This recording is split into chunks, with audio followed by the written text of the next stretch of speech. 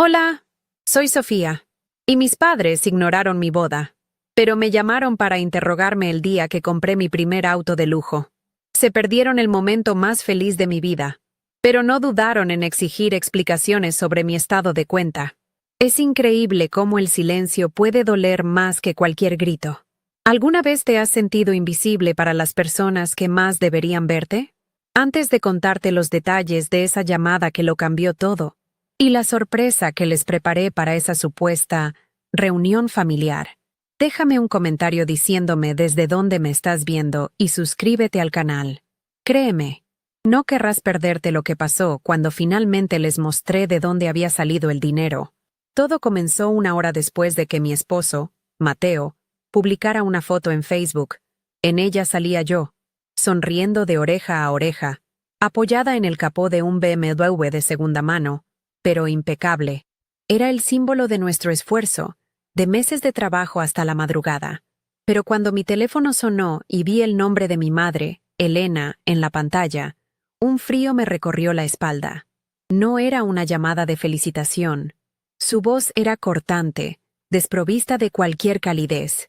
¿De dónde sacaron el dinero para eso?, preguntó sin rodeos. No hubo un «hola», ni un «¿cómo estás?». Solo una acusación velada. Mañana hay una reunión familiar. Tienen que estar en nuestra casa, sentenció. No era una invitación, era una citación. Ese tono me transportó de inmediato a 6 meses atrás, al día de mi boda. Les habíamos enviado la invitación, una que diseñé yo misma con todo mi amor, con caligrafía elegante y un papel de algodón precioso. Esperé una llamada, un mensaje, una tarjeta, cualquier cosa, pero no llegó nada. Ni de mis padres, Elena y David, ni de mi hermano mayor, Alejandro. Simplemente decidieron que no existía, que mi unión con Mateo, un modesto maestro de escuela, no era un evento digno de su tiempo. Borraron mi día más importante con su indiferencia, un acto de crueldad silenciosa que me dejó una herida que no terminaba de cerrar. Para ellos, el éxito siempre tuvo una sola cara, la de mi hermano. Alejandro era el abogado brillante, el hijo pródigo que conducía un Mercedes pagado por su firma y vivía para cumplir las expectativas de estatus que mis padres tanto valoraban. Cada reunión familiar en su lujosa y fría casa de Coral Gables era un desfile de los logros de Alejandro, mientras que mis proyectos de diseño gráfico eran tratados como un pasatiempo sin importancia. Yo era la hija invisible, la que eligió el amor en lugar del prestigio, y por eso me castigaban con su desdén. Mateo no encajaba en su molde de yerno perfecto, y por lo tanto, yo tampoco encajaba ya en su definición de hija. En contraste, mi vida con Mateo era un refugio. Nuestro pequeño apartamento en Wynwood, aunque modesto, estaba lleno de color, de risas y de apoyo incondicional. Él veía en mí el talento que mi familia se negaba a reconocer. Era mi mayor admirador, el que me animaba a seguir adelante cuando las dudas me invadían, el que creía en mis sueños más que yo misma. Juntos éramos un equipo, una verdadera familia construida sobre cimientos de respeto y cariño, no de apariencias. Era en sus brazos donde encontraba la fuerza para soportar el vacío que me dejaba mi propia sangre. Un vacío que se había vuelto casi insoportable. Nuestra fortuna no llegó de la nada. Fue el resultado de incontables noches en vela, trabajando codo a codo en el desarrollo de una aplicación de diseño. Mientras el resto del mundo dormía, nosotros estábamos frente a nuestras computadoras, bebiendo café barato y puliendo cada detalle de un proyecto que nació de mi pasión y su visión estratégica. Sacrificamos fines de semana, reuniones con amigos y horas de sueño. Fue un trabajo duro, agotador, pero lo hicimos juntos. Cada línea de código, cada elemento gráfico, era un ladrillo en la construcción de nuestro futuro. Un futuro que estábamos creando lejos de las sombras y juicios de mi familia. El día que compramos el BMW fue un hito para nosotros. No lo hicimos por ostentación, sino como una celebración tangible de nuestro éxito. Era la prueba de que nuestro esfuerzo había valido la pena. Recuerdo la sensación del cuero bajo mis dedos, el olor a nuevo, la sonrisa de orgullo en el rostro de Mateo cuando me dijo, «Te lo mereces, mi amor».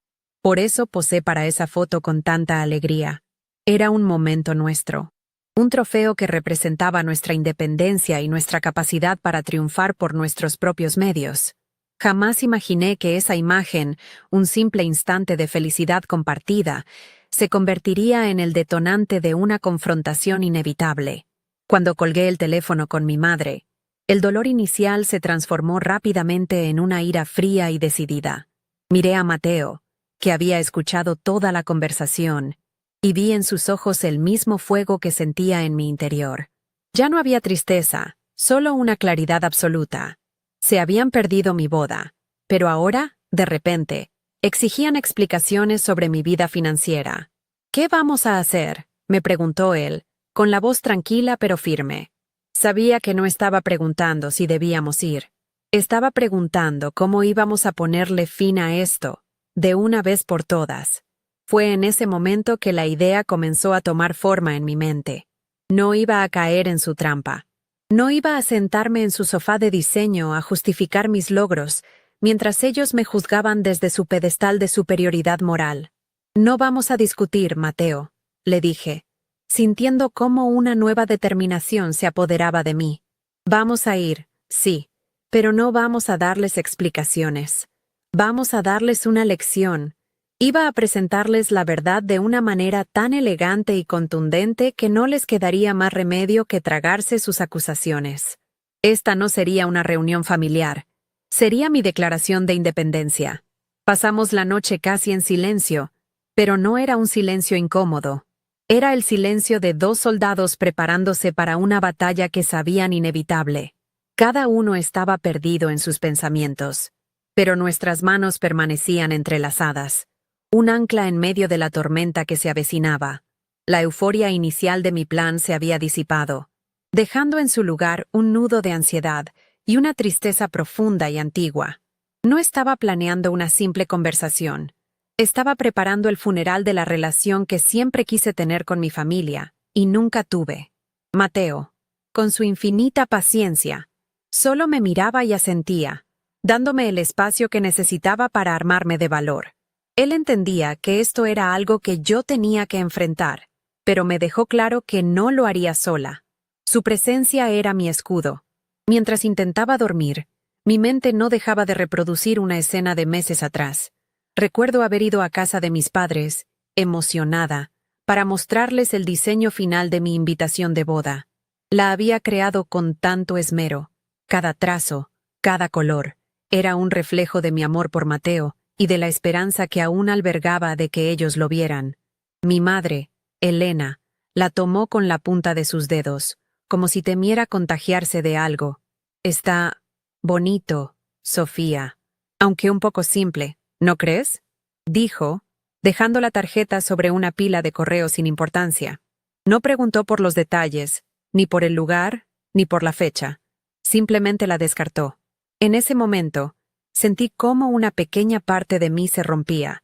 Era solo un trozo de papel, pero para mí era su bendición, y la habían tirado a la basura sin siquiera mirarla bien. ¿Qué diferencia tan abismal con los padres de Mateo? Recuerdo cuando les anunciamos nuestro compromiso. Viven en un pequeño apartamento en Hialeah, lleno de fotos familiares y el olor a café recién hecho.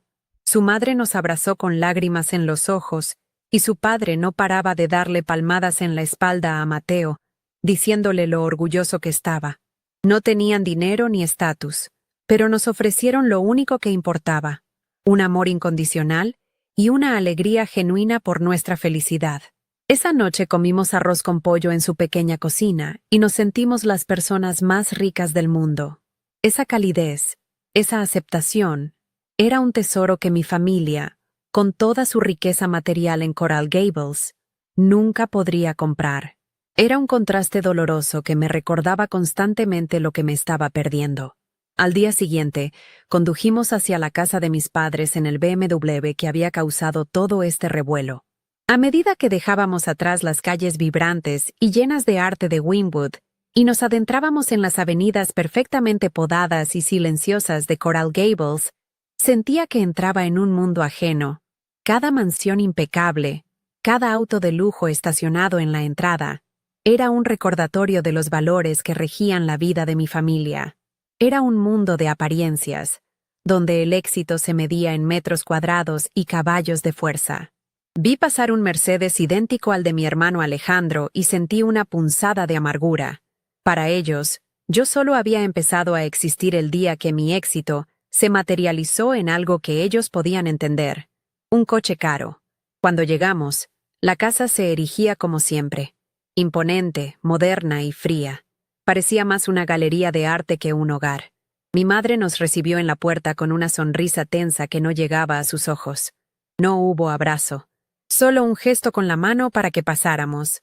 Mi padre, David, estaba sentado en su sillón de cuero favorito, leyendo el periódico, y apenas levantó la vista para murmurar un «hola». El aire estaba cargado de una tensión palpable. Nos sentamos en el sofá blanco, sintiéndonos como dos acusados esperando su sentencia. El silencio era pesado, acusador. Cada segundo que pasaba aumentaba la presión en mi pecho, pero me aferré a la mano de Mateo. Su calor me daba fuerzas para no desmoronarme antes de empezar. Mi padre fue el primero en romper el hielo, aunque sus palabras solo lo hicieron más denso. «Se ven cansados», dijo, doblando el periódico con una precisión metódica. Esa vida de artistas debe ser agotadora. No era una muestra de preocupación. Era una crítica velada a nuestra elección de vida, a nuestras noches en vela trabajando en nuestro proyecto. Era su forma de decir que nuestro camino era inferior, inestable. Elena asintió, añadiendo leña al fuego. «Tu padre tiene razón. Siempre hemos pensado que deberías haber buscado algo más seguro, Sofía. Como tu hermano». Siempre volvían a lo mismo.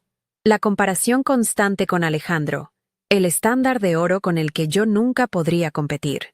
Era una forma sutil pero efectiva de recordarme mi lugar en la jerarquía familiar. Justo en ese momento, Alejandro hizo su entrada triunfal, como siempre. Llegaba tarde, vestido con un traje impecable, irradiando esa confianza arrogante que yo tanto detestaba. «¿Qué tal, hermanita? ¿Te ganaste la lotería?», dijo con una sonrisa burlona mientras se servía un vaso de agua. El comentario me atravesó como una daga. Para él, para todos ellos, era imposible concebir que yo pudiera lograr algo por mis propios méritos. Mi éxito solo podía ser producto de la suerte o de algún medio dudoso. Mateo se tensó a mi lado, pero le apreté la mano para que se contuviera. No era el momento. La humillación era parte de su juego, y yo no iba a darles la satisfacción de verme reaccionar. Mi mirada se desvió hacia la pared principal de la sala, donde colgaba un enorme retrato familiar pintado al óleo. En él, mis padres estaban sentados en el centro, con Alejandro de pie detrás de ellos, una mano protectora en el hombro de mi padre. Yo estaba a un lado, casi fuera del encuadre, con una sonrisa forzada. Siempre me había sentido así, un personaje secundario en la historia de mi propia familia. Ese cuadro era la metáfora perfecta de mi vida con ellos, una existencia periférica, condicionada a no hacerle sombra al verdadero protagonista. Y ahora, que por fin tenía mi propia luz, en lugar de alegrarse, querían apagarla por miedo a que deslumbrara demasiado. Fue entonces cuando mi madre se inclinó hacia adelante, adoptando un tono de falsa confidencialidad que me heló la sangre. «Sofía, cariño, estamos preocupados», comenzó, su voz un susurro conspirador. «Ese auto es muy llamativo. La gente habla. Queremos entender cómo es que de repente tienen tanto dinero. Solo queremos proteger el nombre de la familia». Ahí estaba la verdadera razón. No era preocupación por mí, era preocupación por su estatus, por su preciada reputación. El miedo a que mi inexplicable riqueza pudiera manchar la imagen de perfección que tanto se esforzaban en proyectar al mundo. La injusticia de sus palabras me quemaba por dentro. Sentí una oleada de ira tan intensa que por un momento temí perder el control. Mi mano se deslizó discretamente hacia mi bolso, que descansaba a mi lado en el sofá. Dentro, sentí el contorno liso y frío de la pequeña caja que había preparado. Era mi ancla. el recordatorio de mi propósito. Respiré hondo, canalizando la furia y convirtiéndola en una calma gélida. No iba a gritar, no iba a llorar. Iba a responder a su teatro con una verdad tan simple y elegante que los dejaría sin palabras. Mateo me miró. Sus ojos me transmitían un mensaje claro. Estoy contigo. Es tu momento. Asentí levemente, una señal de que estaba lista. Elena, probablemente malinterpretando mi silencio como una admisión de culpa, decidió dar el golpe de gracia. Se reclinó en su asiento, cruzando los brazos con un aire de superioridad. Solo queremos entender, hija. Si te metiste en algún tipo de problema, si le debes dinero a alguien peligroso, podemos ayudarte. Tu padre y yo tenemos recursos. Esa fue la máxima humillación. La suposición de que mi éxito no podía ser legítimo, que debía ser el resultado de un error, de un delito o de una deuda. No me veían como una mujer exitosa, sino como una niña tonta que necesitaba ser rescatada. En ese instante, supe que cualquier vestigio de amor o respeto que sentía por ellos había muerto. Solo quedaba la liberación, con una calma que no sentía, pero que necesitaba proyectar. Levanté la vista y miré directamente a los ojos de mi madre. Su rostro, una máscara de falsa preocupación, no me engañaba. Detrás de esa fachada, solo había juicio y un profundo desdén por la vida que yo había elegido. Luego miré a mi padre, escondido detrás de su periódico como si fuera un escudo, y finalmente a Alejandro, cuya sonrisa arrogante era la sal en mi herida. Eran un frente unido. Un tribunal familiar listo para dictar sentencia. Respiré hondo, llenando mis pulmones con el aire estéril de su casa. No les daría el melodrama que esperaban. No habría lágrimas ni gritos. No, mamá, dije, mi voz sorprendentemente firme y clara. No hay ningún problema. No necesito que me rescaten de nada. Mi serenidad fue mi primera arma, y vi cómo sus posturas se alteraban, desconcertadas por mi falta de reacción. Se miraron entre ellos, un intercambio de miradas fugaces que delataba su confusión. Mi tranquilidad no encajaba en su guión. Esperaban una confesión, una crisis nerviosa, algo que reafirmara su control y su superioridad, pero yo no estaba siguiendo sus reglas. Alejandro, impaciente y siempre necesitado de ser el centro de atención, intentó de nuevo, esta vez con un tono condescendiente y paternalista. Vamos, Sofía, no tienes que ser tan orgullosa. Si Mateo te metió en problemas, solo dilo. Papá tiene contactos. Podemos arreglarlo antes de que se haga un escándalo. La insinuación era clara. Mi esposo era el culpable, el irresponsable que me había arrastrado a un lío. La ofensa era doble, pero me aferré a mi compostura, apretando mis manos en mi regazo hasta que mis nudillos se pusieron blancos. No iba a caer en su provocación. Ignoré por completo el veneno de mi hermano y giré mi cabeza lentamente hacia mi padre. Él era el eslabón débil, el que se escondía en el silencio, pero cuya aprobación tácita lo hacía cómplice de todo. Decidí sacarlo de su escondite. «Papá», le dije, mi voz suave pero incisiva, ¿tú también lo crees? ¿Crees que la única forma en que yo pueda tener éxito es metiéndome en problemas? La pregunta flotó en el aire, directa y sin escapatoria. Lo obligué a mirarme, a salir de detrás de su periódico y a tomar una posición. Por un instante, vi una vacilación en sus ojos, un destello de la persona que quizás fue antes de que el estatus se convirtiera en su única religión. Era mi intento de romper su frente unido, de ver si quedaba algo de mi padre debajo de esa armadura de indiferencia. David se aclaró la garganta, visiblemente incómodo por ser el centro de atención. Dobló el periódico y lo colocó con una precisión milimétrica sobre la mesa de café, ganando tiempo. «Hija, no es eso», comenzó, su voz más baja de lo normal. «Es solo que es un cambio muy grande, muy rápido. No es lo habitual. Solo nos preocupamos por ti». Sus palabras eran vacías. Una defensa débil y poco convincente. Elena, sintiendo la debilidad de su esposo, saltó al rescate de inmediato, interrumpiéndolo. «Tu padre tiene razón, Sofía. Esto no es para juzgarte, es por tu propio bien. No entiendes cómo funciona el mundo. Un movimiento en falso y puedes perderlo todo. Su intervención fue como un muro de acero, cerrando la pequeña grieta que yo había intentado abrir. Volvían a ser un bloque sólido e impenetrable de juicio. Fue en ese preciso instante que supe que no había vuelta atrás. Cualquier esperanza de entendimiento, por mínima que fuera, se había evaporado. Era hora de seguir con mi plan. Mis movimientos fueron lentos, deliberados. Alcancé mi bolso, que descansaba a mi lado en el impecable sofá blanco. Los 3 pares de ojos siguieron mi mano como si fuera a sacar un arma. La tensión en la habitación se volvió casi sofocante. Podía sentir sus expectativas. ¿Iba a mostrarles un extracto bancario? ¿Una carta de un abogado? ¿La prueba de mi supuesta locura? Deslicé la cremallera lentamente, el sonido metálico resonando en el silencio absoluto. Quería que saborearan la anticipación, que se ahogaran en su propia curiosidad y desconfianza. Cada segundo que alargaba el momento era una pequeña victoria para mí. Saqué mi teléfono, pero no abrí ninguna aplicación bancaria. Navegué con calma por mi galería de fotos hasta que encontré la que buscaba. Ya que están tan obsesionados con mi dinero, dije, mi voz tan fría como el mármol bajo mis pies, quizás deberían haberse interesado un poco más en mi felicidad. Giré el teléfono y se lo mostré. En la pantalla brillante no había cifras ni documentos. Había una foto de mi boda. Mateo y yo, riendo a carcajadas justo después de decir, sí, acepto. A nuestro lado, sus padres, Ana y Carlos, nos abrazaban con una alegría tan pura y genuina que casi podías sentirla a través de la imagen. Éramos un cuadro de felicidad imperfecta pero real.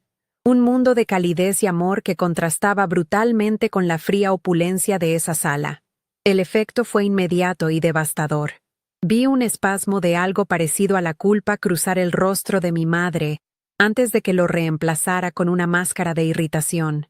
Mi padre desvió la mirada hacia la ventana, incapaz de sostener la imagen de la felicidad que había decidido ignorar. Alejandro soltó una risa forzada, un sonido hueco y defensivo. No sé qué intentas probar con eso, Sofía. Eso es el pasado. Estamos hablando de ahora. No cambies de tema.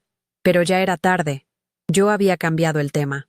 Había arrancado la conversación de su terreno, el del dinero y el estatus, y la había llevado al mío, el del amor y el abandono. Ya no era la acusada. Ahora era yo quien los estaba juzgando, y la prueba de su crimen estaba brillando en la palma de mi mano. Manteniendo la foto frente a ellos, mi voz adquirió una fuerza que no sabía que poseía. Claro que tiene que ver con esto, Alejandro. Todo tiene que ver con esto, afirmé, mi dedo tocando suavemente la pantalla. Este día, el que ustedes borraron de su calendario, fue el día en que todo comenzó de verdad para mí. Fue el día en que entendí que la familia no siempre es la que te toca por sangre, sino la que eliges y la que te elige a ti. La vida que tenemos ahora, el coche que tanto les preocupa, todo lo construimos a partir de este momento. Lo construimos sobre los cimientos de su ausencia. Mis palabras no eran un grito, eran una sentencia. Cada sílaba era un ladrillo que construía el muro definitivo entre su mundo y el mío. Guardé el teléfono en mi bolso, el gesto marcando el final de un capítulo. El aire en la sala había cambiado.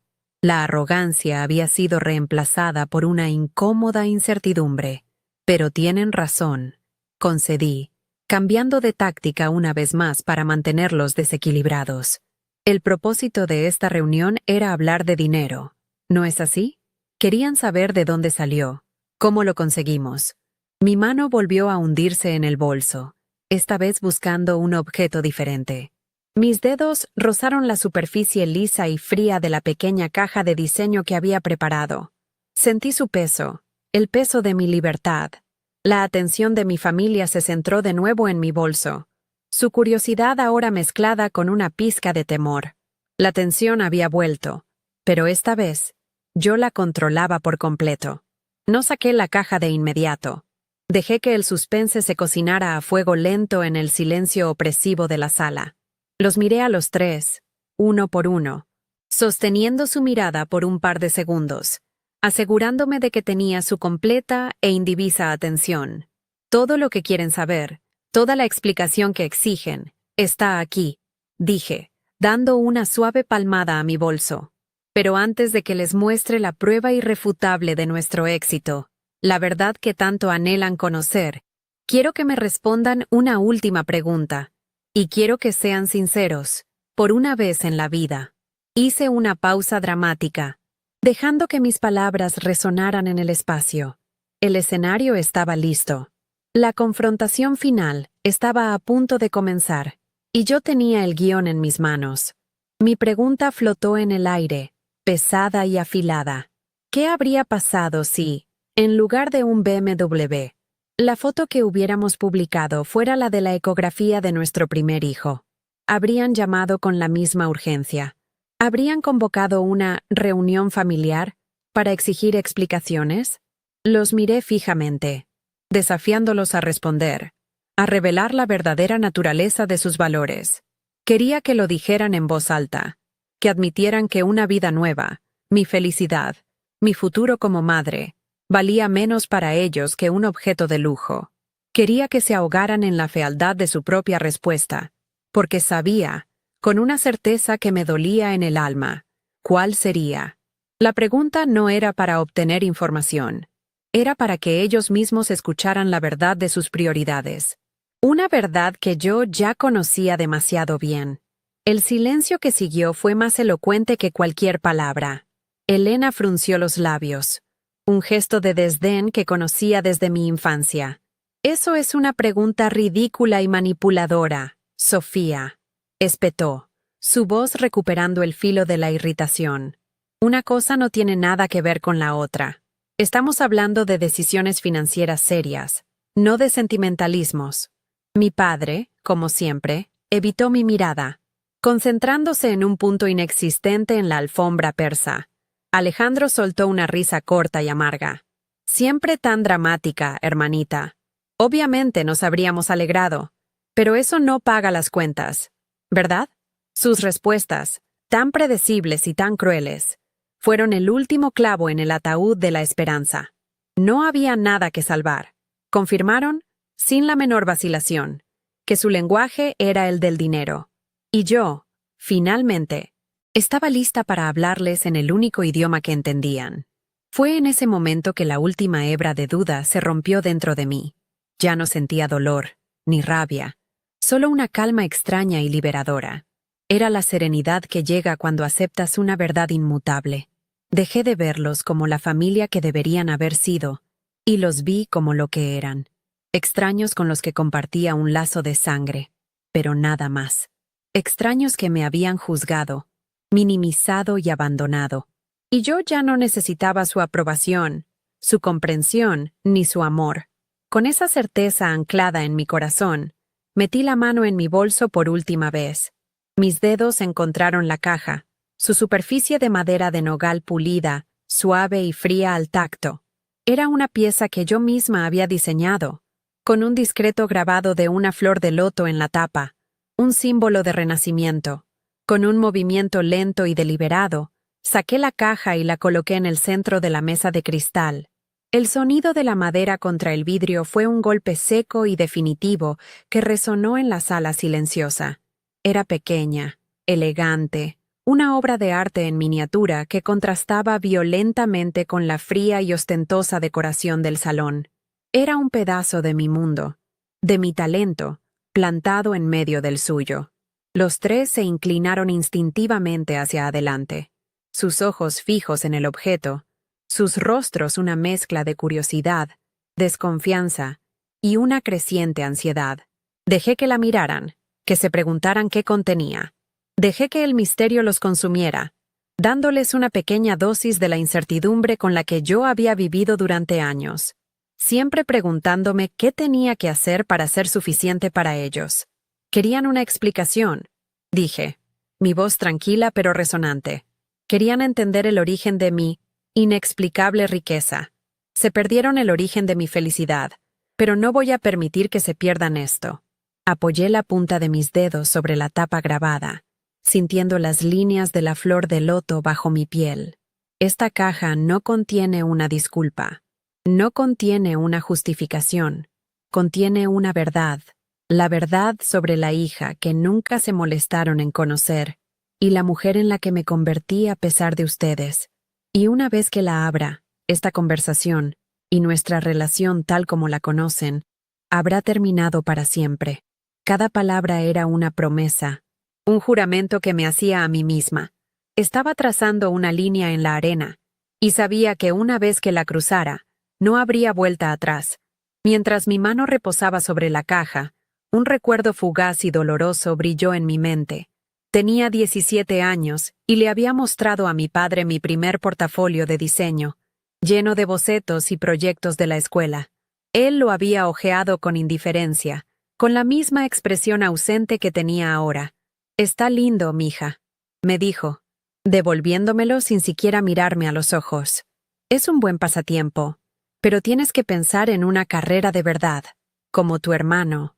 Ese recuerdo, esa pequeña y constante erosión de mi autoestima, avivó el fuego de mi resolución.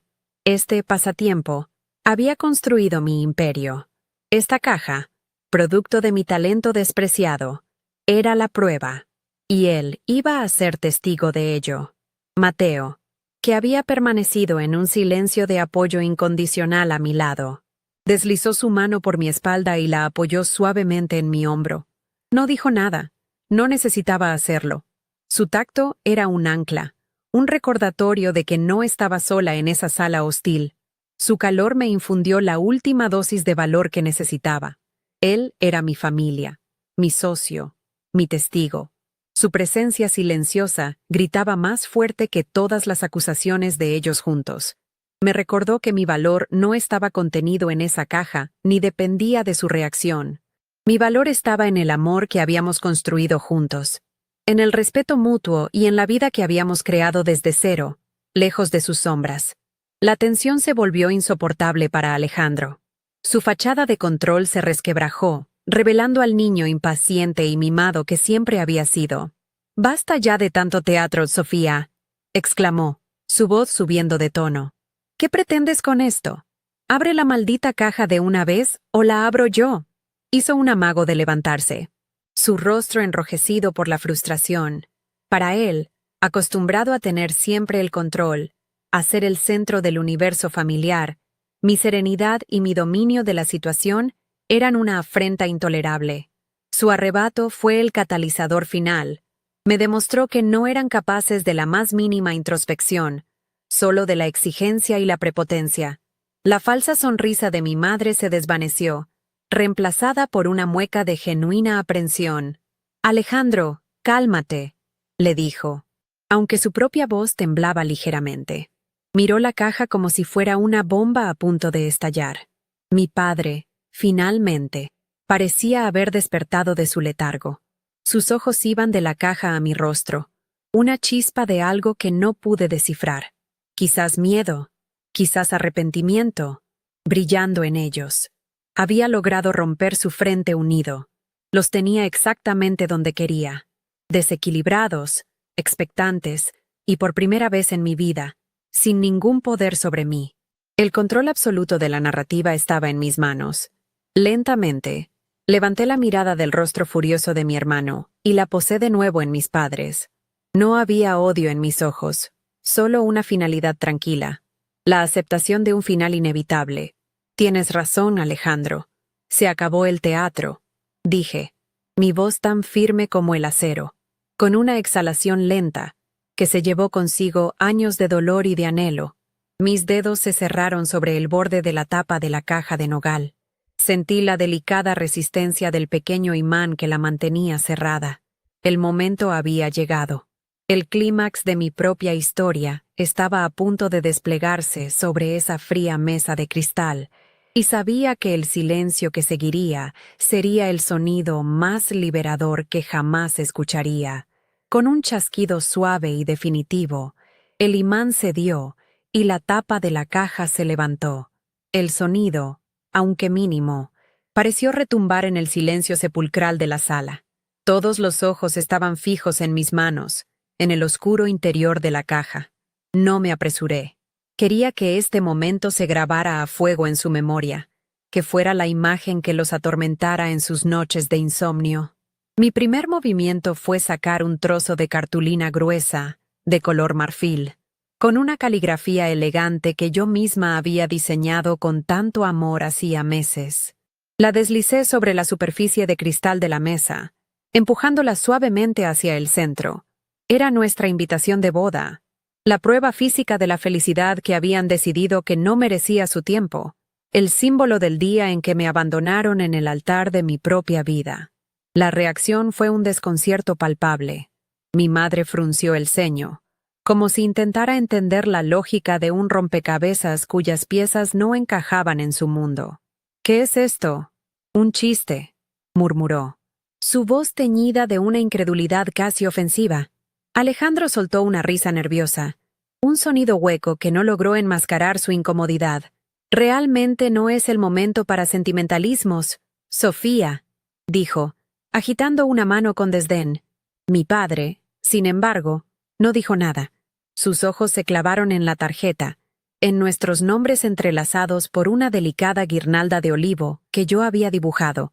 Por un instante, solo un instante, vi un destello de algo que podría haber sido vergüenza.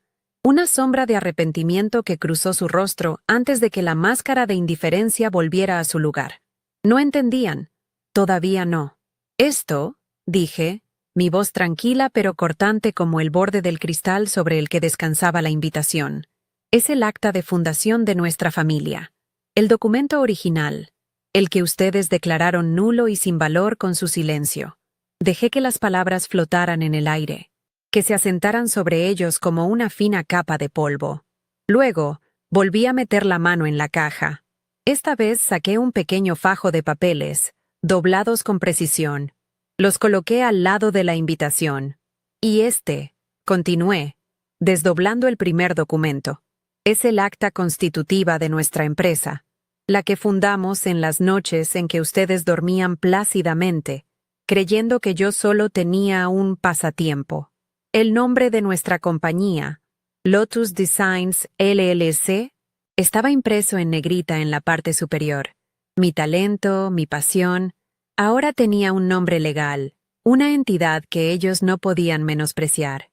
Alejandro, como abogado, reconoció el documento al instante. Se inclinó, sus ojos escudriñando las cláusulas, buscando una falla, una debilidad.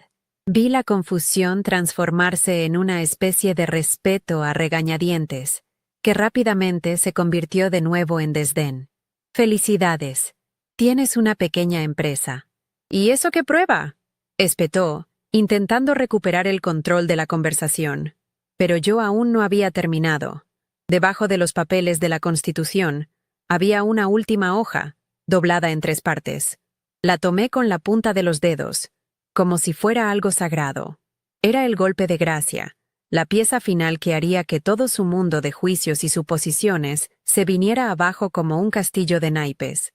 La desdoblé con una lentitud casi ceremonial. El papel susurrando mi victoria. Era un extracto bancario. Simple, sin adornos, impreso en blanco y negro. Lo alicé sobre la mesa, justo encima de los otros documentos, asegurándome de que el número en la parte inferior derecha fuera claramente visible. No necesité decir nada. La cifra hablaba por sí sola, gritando en el silencio de la habitación. $750,000, fruto de nuestro trabajo, de nuestra aplicación, de las noches en vela.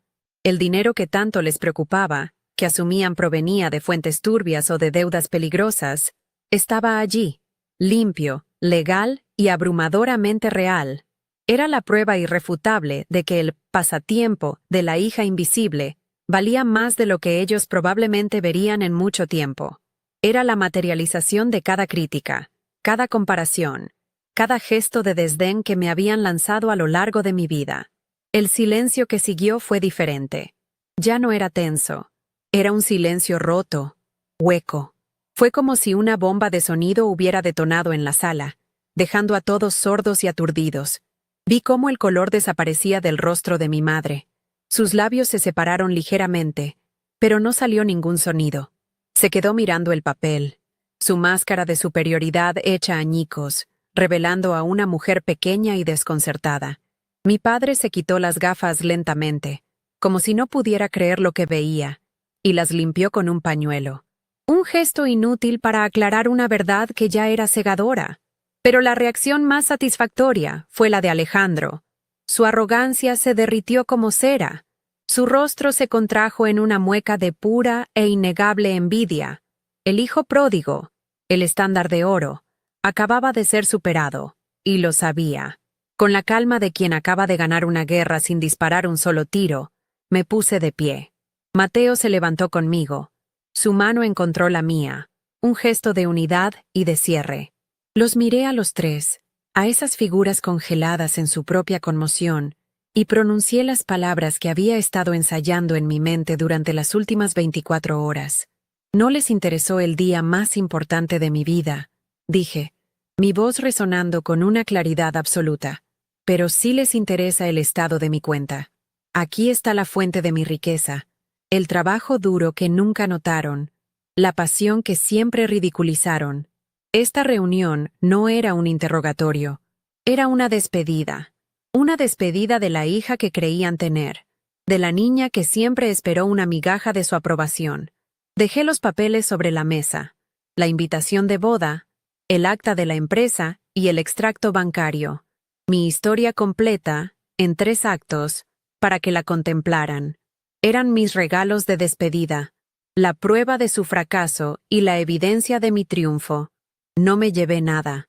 No quería que pensaran que necesitaba esos papeles para validar mi éxito. Mi validación estaba de pie a mi lado, apretando mi mano. Espero que el dinero les dé la tranquilidad que buscan, añadí, mi voz desprovista de sarcasmo, solo llena de una honesta y triste piedad. A nosotros, lo que nos ha hecho ricos es otra cosa. Era la verdad final. Su riqueza era material y vacía. La mía estaba construida sobre amor, respeto y un éxito que habíamos forjado juntos. Nos dimos la vuelta. No esperamos una respuesta. No había nada más que decir. Caminamos hacia la puerta principal. Cada paso era más ligero que el anterior. Sentía cómo se desprendían de mí años de peso, de inseguridad, de la necesidad desesperada de ser vista. Podía sentir sus ojos clavados en nuestra espalda, pero por primera vez en mi vida, su mirada no me afectaba. No tenía poder sobre mí. Eran solo 3 personas sentadas en una habitación lujosa y fría, rodeadas de objetos caros y de un silencio ensordecedor que ellos mismos habían creado. Nosotros, en cambio, caminábamos hacia la luz del sol, hacia nuestro pequeño apartamento lleno de color, hacia nuestra vida. Al llegar a la puerta, Mateo la abrió para mí. Antes de cruzar el umbral, me detuve y eché un último vistazo por encima del hombro. No a ellos, sino al gran retrato al óleo que colgaba en la pared, aquella pintura donde yo era una figura secundaria, casi fuera del encuadre. Sonreí para mis adentros. Habían intentado pintarme fuera de su historia, pero yo acababa de convertirme en la protagonista indiscutible. Había reescrito el final, no con un pincel, sino con la verdad, y mi nuevo retrato, el que realmente importaba, era el que vivía y respiraba a mi lado, el que me veía, me valoraba y me amaba por ser exactamente quien era. Cuando la pesada puerta de madera se cerró detrás de nosotros, el sonido fue sordo y definitivo. No fue un portazo de ira, sino el cierre suave de un libro que ya había terminado de leer. Afuera, el sol de Miami nos golpeó en la cara, cálido y brillante. Respiré hondo, llenando mis pulmones con aire fresco, con el aroma de la libertad. Miré a Mateo y vi mi propio alivio reflejado en su sonrisa. Apretó mi mano con fuerza. No dijimos nada. No era necesario. En el silencio de ese gesto, en la calidez de su mano entrelazada con la mía, estaba todo. Habíamos llegado a casa, no a nuestro apartamento, sino a nosotros mismos. La reunión familiar había terminado. Y nuestra verdadera vida, por fin, estaba a punto de comenzar. El viaje de regreso a Wynwood fue extrañamente silencioso. No era un silencio incómodo, sino uno lleno de significado, como el que se produce después de una tormenta devastadora, cuando el aire queda limpio y todo parece nuevo. Mateo conducía con una mano en el volante y la otra sobre la mía, sus dedos entrelazados con los míos con una firmeza que me anclaba a la realidad. No necesitábamos palabras. Nos comunicábamos a través de ese simple contacto, en miradas que se cruzaban y que lo decían todo. Lo logramos. Somos libres. De vez en cuando, yo miraba por la ventana, viendo cómo las mansiones frías de Coral Gables se disolvían en el espejo retrovisor, convirtiéndose en un recuerdo borroso.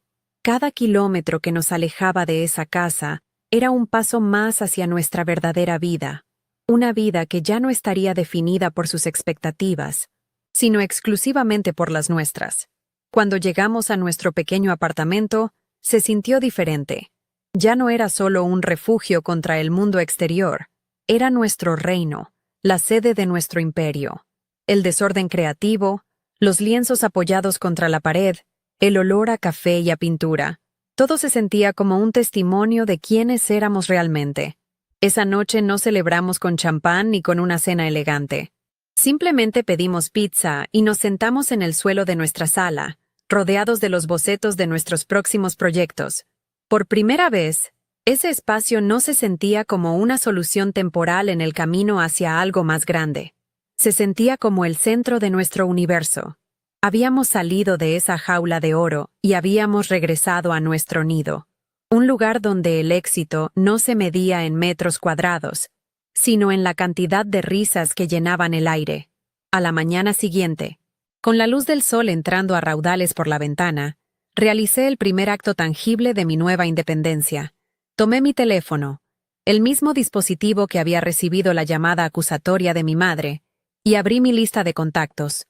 Busqué su nombre, mamá, y sin dudarlo un segundo, presioné bloquear contacto. Hice lo mismo con mi padre y con Alejandro. No fue un acto de ira, sino de autopreservación. Fue como cerrar una puerta que había dejado entrar corrientes de aire frío durante toda mi vida. No habría más llamadas inesperadas, ni mensajes cargados de veneno, ni invitaciones que en realidad eran citaciones. Estaba construyendo un muro, no por odio, sino por amor propio. Un muro para proteger la paz que tanto nos había costado ganar. Mateo me vio hacerlo y solo asintió, con una sonrisa de orgullo en su rostro. Con el dinero que habíamos ganado, nuestra primera gran decisión fue comprar una casa.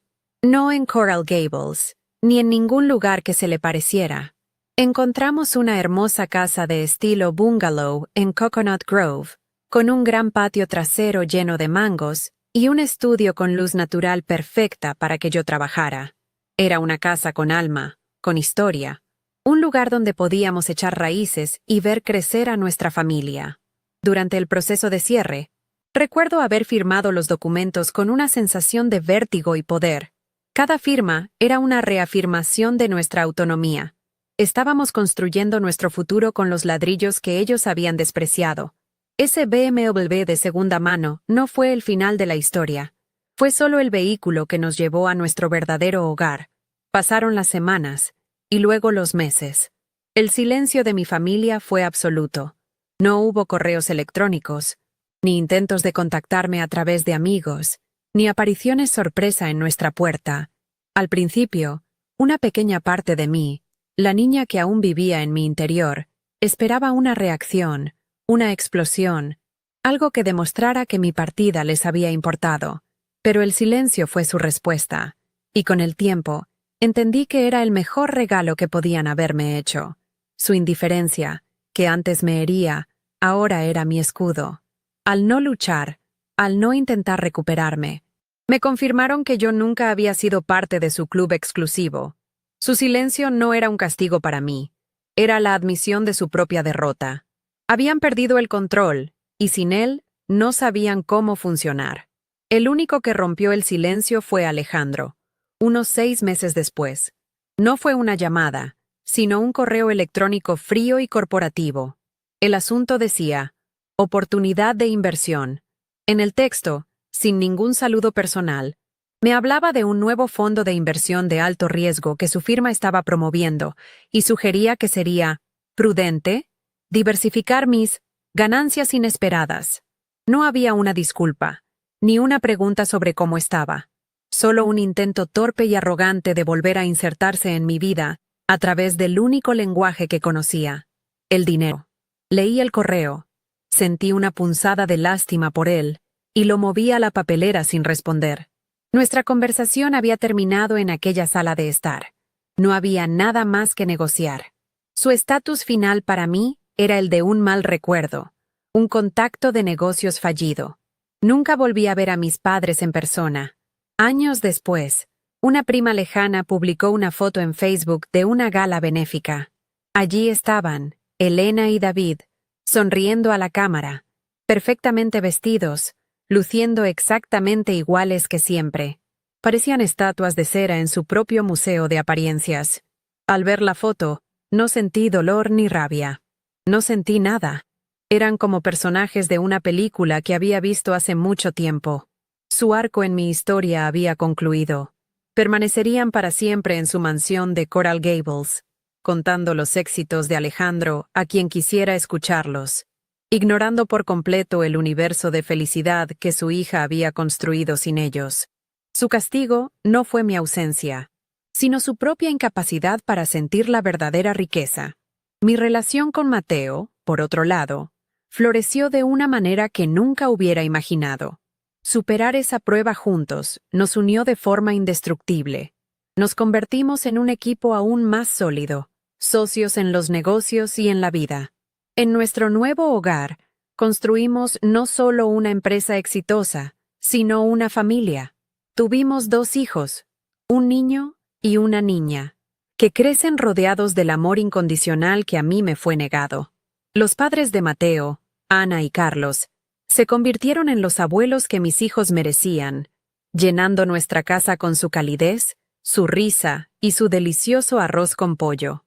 El vínculo que forjamos fue la prueba definitiva de que la familia no es la que te impone la sangre, sino la que eliges con el corazón.